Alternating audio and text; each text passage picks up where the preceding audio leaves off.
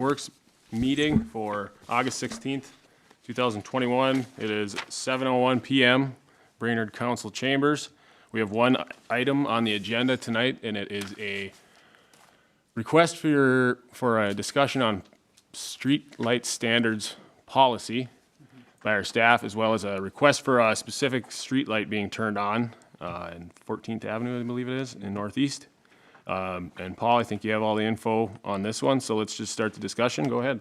Yeah, so attached in front of you tonight, you'll not only see the request we got from the resident at 1604 14th Avenue Northeast, but you'll also see a bunch of information about what staff would like to try to formulate over the next couple of meetings here regarding a policy around streetlights, lighting standards, that kind of thing for our right-of-ways. So this kind of spurned from us getting a couple of these a year, but it really will serve us well, at least from a staff level, to have something that we can go off of to possibly in the future administratively approve or deny these based on the policy language, and so that these don't have to come in front of the city council every time we have a request. So I guess there's a couple of items we would, like to start discussions with, and that's this all kind of started, the street light request form, back when the city went through a large street lighting reduction in the late 2000s to reduce costs of maintaining and lighting all the lights we had. And the reduction basically was any mid-block lights that didn't serve a real purpose besides having a light and a mid-block location, and now no real safety benefit to those. And then it also we also went through the entire city and looked at intersections that have multiple lights. Maybe some intersections had 2 or 4, and they reduced them down to either 2 or 1 per intersection. So they went across the whole city, and they looked at any of those lights that might be redundant at mid-block locations. Some that were at intersections that already had a street light or 2. And you can kind of see the numbers, how I think it's in the second attachment, which you have a cost analysis that was provided by Todd Wickland at BPU. It gives you the year, the number of lights at year end, net change, an annual street lighting cost, and then average cost per light, and then also an annual savings for due to the light reduction program. And you can see in that 2009 to 2010 time frame, the big reduction was in 2010. They reduced the number of street lights dramatically. So you can see in 2008, 83, 2009, 3 less, 2010 at the beginning of the year they had 8 less, and then at the end of 2010 they cut the lights down to 410 to what we see, well, over time we've kind of crept back up again. So in December 2010, we had 1,168 lights. As of today, July 2021, we have 1,357 lights. So you can kind of see what the savings was over time. It was obviously a very successful program when the city was looking at trying to reduce the levy and the tax rate. So they saved a little over $500,000 over those 10 years. So successful program. But now we're starting to see more and more of these requests coming in for turning lights back on that are still there from that reduction. So if you drive around at night, sometimes in Brainerd, you'll see that there might be a street light that is mid-block somewhere or at an intersection, and it is still off. And there's locations in all of our wards or districts around town. So we'll receive a couple of requests a year for some of these mid-block lights to get turned back on, which kind of spurned us to maybe have a policy around this that identifies when we would allow a mid-block light to be turned on. What do we want our lights to look like? Do we have different lighting districts? For example, Laurel Street, you see we have the globe lights. Do we try to specify collector or arterial streets as lighting districts so that we can have specialized lighting designs in those areas? What do we want for our residential streets? Is it every block at a minimum, and then have a spacing designated as a minimum spacing if someone wants a mid-block light? So that's just kind of an overview of why we would, as staff, would like to have you guys take a look at this and help guide us in a policy to bring back to you at the next meeting. I attached 2 examples of what we thought were good starts to policies. The city of Mankato has a simple policy that basically identifies what they do for new subdivisions, what they do for residential streets, collector streets, and arterials, industrial and commercial areas. And then they have a special lighting district section of the policy. So really, I mean, I guess I don't know exactly where you guys want to start picking this apart or where you guys want to start, but just looking for some guidance here tonight, and then from there we would come back with something to you guys. I think it's great. I think a lot of the things that you just mentioned are the highlights. Obviously, we cut back basically half or more. And in talking with you, we didn't even switch to LED fully, maybe in some places. So we could probably cut it down even more if we eventually started replacing with LED lights as we replace or as we fix burnt out bulbs, whatever it may be. I think BPU's policy has been recently that when they do switch out a head, they switch it to LED. That has been their policy of late. And it's a huge savings as well. Yep.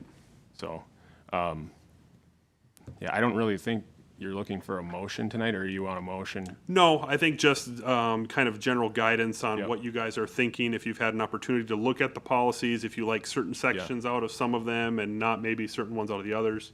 And just a couple things. I know in looking, I think it was it? Oh, you can see the light when it comes through and it's not on. I think it was Mankato's were at 750, 750 feet. I think some of that would depend on how much light's being cast by each individual, light. I'd like to kind of look at that. The other thing too is, has there been any indication in deterioration of safety due to turning off these lights, whether accidents or otherwise? No, I wouldn't say so. So, I mean, in my professional opinion, the purpose of a street light is to light intersections. And if residents want that perception of safety at a mid-block area, then there's lights you can put on your house, or there's other measures that you can take to do that. And I think that reduction really, that was the main purpose, is we want to protect intersections, uncontrolled intersections, people approaching intersections in vehicles, pedestrians approaching intersections, making sure that those are lit so that people can see things coming. And that's more what I was alluding to is the Yeah. traffic and pedestrian thing, but you haven't seen any. I wouldn't say so. I mean, it would take quite an analysis to look back over the last it's not 10 like years. we don't have to rush this. No, not at all. I just kind of wanted to make that clear. Yep. Go ahead, Ted. So you talked about some like lighting standards, design, and obviously that would change as they get replaced. I don't know, you wouldn't want like piecemeal, so I don't know how that would be addressed. But I know Planning Commission loves talking about lighting. Yep. And so if we're not in a hurry, is that something you'd be open to having them weigh in as far as like, 'cause I know we talked a lot about like the light pollution and keeping the lateral, so is that something that, and I know we've just redone the Right. lighting ordinance, so can we draw from our own ordinance on that and or have Planning Commission look at it? I don't know if I think they'll it- bog it down, I don't want to do that, but. It's definitely got to be our own. It's got to be different than the 2 examples that we're looking at. But I think that is a big advantage to having this policy, is getting something better than we have right now. We have cheap-looking plastic streetlights that are all replacing the old concrete streetlights that we used to have, which they weren't necessarily my favorite either. But if you look downtown at our decorative lighting, I think we could potentially base a lot of what we're going to replace things with on something similar to that, but obviously that's not some kind of lighting we can use in neighborhoods. It's more light pollution than anywhere needs, but it works great for downtown, so. Yeah, I think there should be an overlap with what the Planning Commission has been doing. And understanding that it's the difference, because the ordinance deals with, private lighting and stuff, and you're talking about on right of way, so. Yep, To the maintaining. degree possible, we can have some, Yep, maintaining that safety aspect while still taking into consideration what the Planning Commission has been trying to do, reducing massive amounts of light pollution, I think that should be taken into consideration. You know, we look at these streetlights on Laurel, while they look decorative and they're nice, they are a huge light pollution type of light, and they're not that efficient for the size and amount of light that each pole has. They're not as efficient as we would like them to be from a luminaire standpoint. They're not really bright, and so I'd have to look back at the cost of those, but you know, I think the other example we had some actual like standards of like drawings of lights, which we could work with BPU and try to get some, you know, some pricing to kind of gauge as we start replacing poles or things like that. Can we start moving in that direction? Like you said, you don't necessarily want to piecemeal it, but yet you can't go somewhere unless you start, right? So I mean, you know, maybe it's the first big one is Washington Street, you know, and maybe we're identifying special lighting districts. Like I was talking to Mike before the meeting, each collector or arterial street has a lighting district, a pronounced lighting district. So Washington Street, Mill Avenue, Oak Street, South Sixth Street, some of our larger county roads coming into town, maybe we designate those as special lighting districts so that more decorative aspect maybe comes out. Right.